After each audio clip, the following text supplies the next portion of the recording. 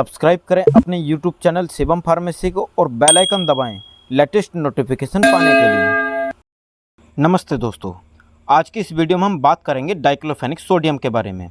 आप लोगों ने कभी ना कभी इस टैबलेट का इस्तेमाल तो किया ही होगा। तो आज हम जानेंगे ये कौन सी कैटेगरी की दवा है, इसके कौन कौन से पॉपुलर ब्रांड मार्केट में आते हैं, इस दवाई का उपयोग कहाँ कहाँ किया जाता है, इसके क्या क्या साइड इफ़ेक्ट आपको देखने के लिए मिल सकते हैं, इस दवाई को कितनी मात्रा में और कब लेना चाहिए, और इस दवाई को लेते समय आपको क्या क्या सावधानी रखनी चाहिए। सो फ्रेंड्स, वीडियो को अंत तक देखें जिससे कि आपका सारे कॉन्सेप्ट क्लियर हो सके। अगर आप चैनल पर पहली बार आए हैं तो चैनल को सब्सक्राइब कर बेल आइकन अवश्य दबा लें जिससे कि इसी तरह की और नई नई जानकारी आपको मिलती रहे। चलिए आज कुछ नया सीखते हैं। दोस्तों, डाइक्लोफेनिक एक प्रकार की non steroidal anti inflammatory drug होती है जो कि दर्द निवारक के रूप में कार्य करती है। ये दर्द व सूजन के दौरान उत्पन्न होने वाले केमिकल मैसेंजर को रिलीज होने से रोक देती है, जिससे कि मरीज के दर्द में काफ़ी अच्छी राहत देखने के लिए मिलती है। अब हम बात कर लेते हैं इसके कुछ ब्रांड नेम के बारे में। तो इस दवाई के कुछ प्रमुख ब्रांड नेम्स हैं, जैसे कि बोवरान टैबलेट, डाइक्लोटाल टैबलेट, DFO टैबलेट, डाइक्लोरान टैबलेट, रिएक्टिन टैबलेट और डाइक्लोफार्म टैबलेट। हो सकता है इसके अलावा भी और ब्रांड नेम देखने के लिए मिल जाएं, क्योंकि ब्रांड नेम जो डिपेंड करता है वो एरिया तथा डॉक्टर पर करता है। आप इसकी जेनेरिक फॉर्म भी इस्तेमाल ले सकते हैं, क्योंकि जेनेरिक फॉर्म इसकी उतना ही इफ़ेक्टेबल है जितना कि एथिकल फॉर्म। अगर हम बात करें डाइक्लोफेनिक सोडियम टैबलेट की स्ट्रेंथ के बारे में, तो ये मार्केट में 25 मिलीग्राम, 50 मिलीग्राम, 75 मिलीग्राम और 100 मिलीग्राम की स्ट्रेंथ में अवेलेबल होती है।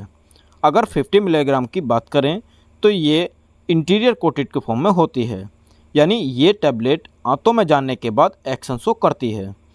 अगर इसकी 100 mg की टैबलेट के बारे में बात करें तो वो टैबलेट एक सस्टेंड रिलीज टैबलेट है।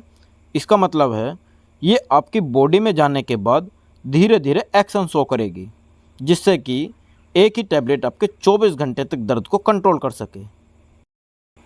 दोस्तों, अब हम बात कर लेते हैं कि ये दवा कहाँ कहाँ उपयोग में लाई जाती है, यानी कि इस दवाई का इस्तेमाल किस किस परेशानी को ठीक करने के लिए किया जाता है।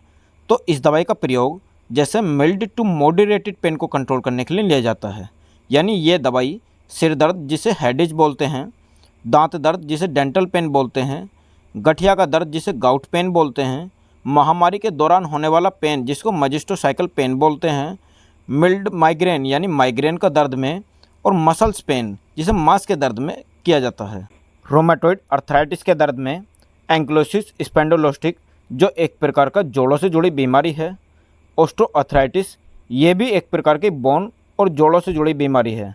इसके अलावा शरीर यानी बॉडी पेन को दर्द को कंट्रोल करने में लिया जाता है। इन सभी प्रकार के दर्द को ठीक करने के लिए इस टैबलेट का इस्तेमाल किया जाता है, क्योंकि ये दवाई केमिकल मैसेंजर को ब्लॉक कर आपके दर्द में बहुत अच्छा राहत प्रदान करती है।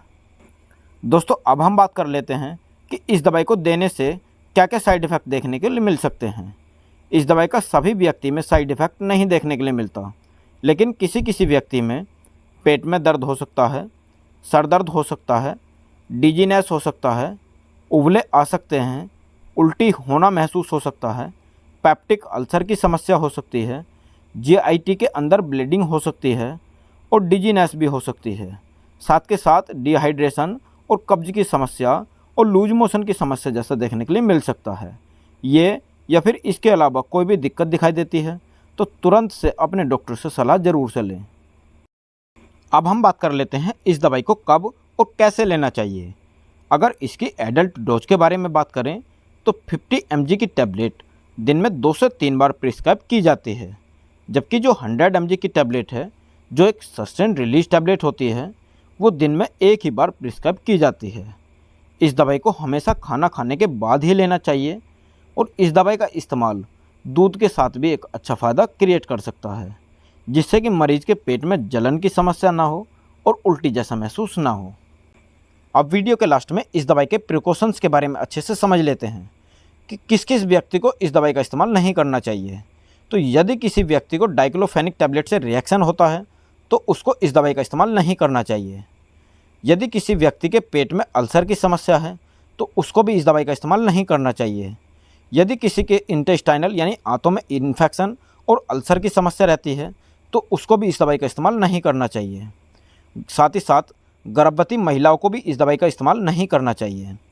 और साथ ही सांस की समस्या रहती है, पेशेंट को अस्थमा की कंडीशन है, हृदय रोग से पीड़ित है या फिर लीवर रोग से पीड़ित है, उन सभी को इस दवाई का इस्तेमाल नहीं करना चाहिए।